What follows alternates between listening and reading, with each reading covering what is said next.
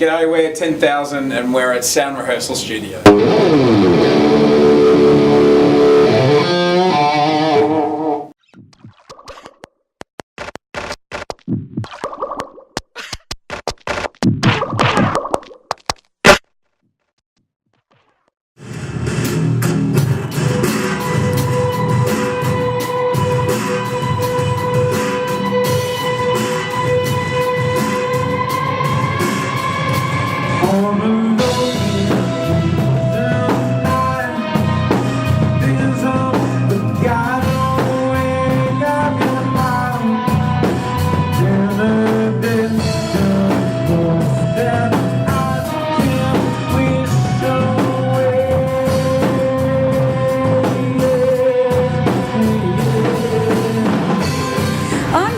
With Marty and Brandon from 10,000, and we're just going to have a little chat about what's going on for the band at the moment.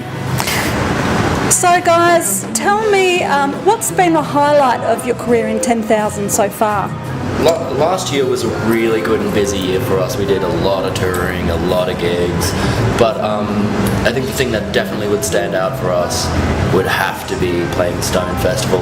You know, seeing your band's name on a lineup with Van Halen and Aerosmith and Living End and Noiseworks and all that. It's like, I think that's quite an achievement. So I think that would be our highlight so far. Yeah, it's really cool. We got to watch Aerosmith from side stage. So when they walked out into Stadium Australia, ANZ Stadium, yeah. So that was really cool, like being right there, and then hitting the first chord, and the crowd just goes crazy. It was awesome. That would be exciting. Yeah. So did it live up to your expectation, that festival? Yeah, it was great. It was cool. It was a lot of cool bands. So. You feel a certain type of magic, I guess you could say, when you're seeing bands of that caliber and that legendary status. You know, when you get to play on that and see that from the inside out, it's just a fantastic experience. And what would you say has been the biggest struggle or the biggest barrier for the band so far? Biggest barrier? I don't know, it's just getting your music out there. I think sometimes can be really hard. You know, there's so many bands competing. Not even competing, but just, you know, getting onto like radio or something like that.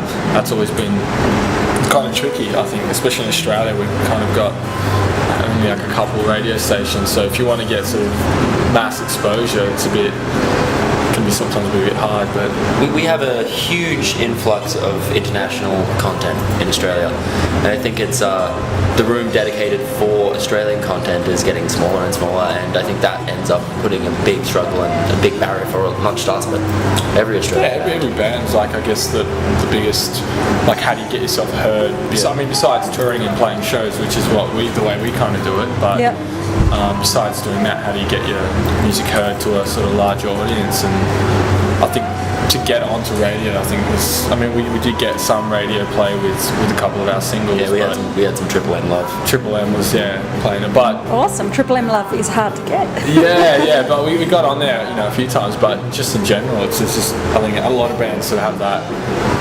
Face that struggle. So. And who have you got in your support team? So who other than the band members helps the band along? We're actually lucky we blessed, I would dare say, with our support team. We have everyone from Marty's brother, who is a genius cinematographer, helping us with video clips and filming gigs and tours, and helping us with imagery and helping us with photography. And these are things that can cost thousands of dollars, or you know, a lot of bands just don't get the opportunity to do. But you know, because of his brother, we had a great opportunity to do these things. And also there's Azback. Yeah, we got like a team of people that sort of help us out. Like with video content, you know, filming photographers. Like I know we've had like Matty, Chowie, Kate. Like people have just taken photos and allowed us to, you know, not charge us anything for it, but you know, gives us a lot of media to use. That's great, lots of content to release. That's which is, you know, these people, they're out there helping a lot of it, not just us, but you know, a lot of bands, and it's really simple. And so, have you guys got management? We did. We're working. At the moment, we're sort of managing ourselves, but we've got, like I said, we've got like a team sort of around us, but at the moment we're sort of gone our own way. So. Yeah, we've chose just kind of hold off for a certain type of management and just kind of really, we want to shape our own future at this point in time.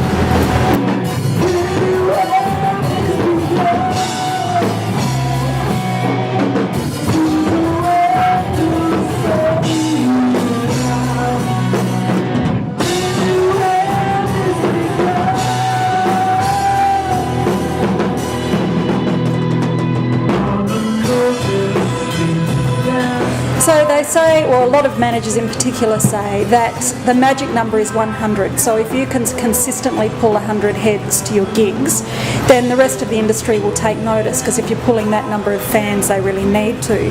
So are you pulling that number yet, and what do you think about that theory? Well, we are pulling that number. Yeah. But I know many bands that are pulling beyond that number that are either independent or unmanaged or don't. The industry doesn't see, you know. I'm not sure about that theory being probably true, you know, because there's so many different places in which a band can fit into. You know, that independent, self-managed kind of area is filled with some of the most talented musicians and bands that you'll ever find, but they'll just never get industry love, unfortunately. And do you find, what's the best way for you to pull heads? Do you find it's social media, is it still Facebook, or what's really working for the band?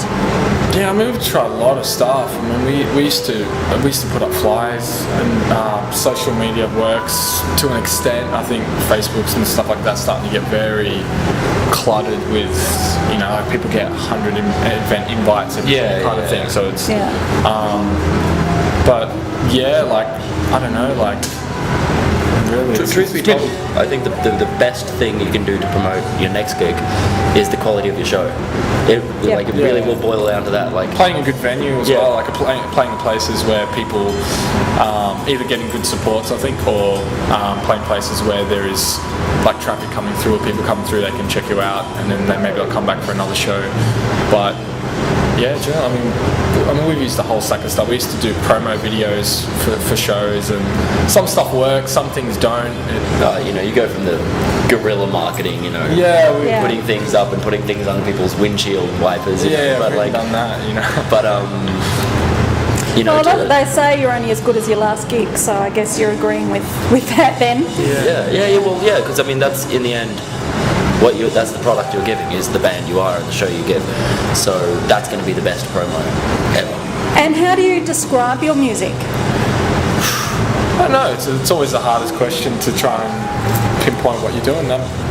We sort of have range of influences from everything from, so lately the new songs are starting to got like sort of funky parts, you've got industrial kind of elements, you've got sort of straight up sort of arena rock and more progressive types sort of sounds. Yeah, it's a very, you know, I guess every band says that they're in between genres, you know, it's a easy thing to say, but I mean, I guess we kind of have a weird vibe of having like a 70s rock kind of core, but then with the bizarre space ideals that some band like Muse would use, you know, and especially with Marty recently using much more pads and samples throughout shows and putting down the guitar a bit more and using some really different sort of sounds. We're getting some bizarre, like you said, more industrial kind of tones. Yeah, it's not really bizarre, but it's well, not bizarre. But I mean, deviating. Right on the bizarre.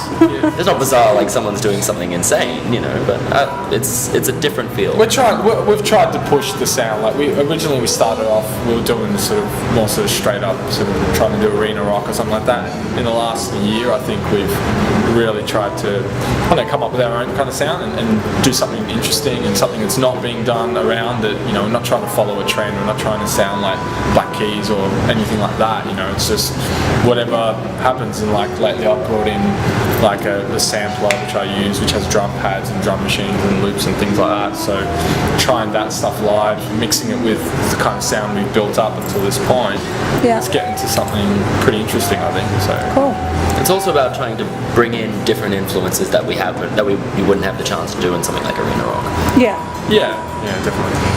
And so, for the young bands that are watching that hope to have the sort of career that you guys have already carved out, what advice would you give to the youngsters coming up the ranks now? work hard. Work your ass off. Work Yeah. really hard. Sacrifice everything you I need. think the most important thing is write all the time. That's what I've been sort of getting my head into at the moment. Is just play every single day and try and write a song a day. If you can do that, after a while, it just snowballs, and at the end, it's all about good songs. So I think if you write good music, people will connect to it eventually. That's what I would say. Yeah, most definitely. I think Write good music, just try your hardest. I definitely would have to say never be content. Yep. Like, never go, oh, this is a nice place to be, because you have to work your ass off constantly.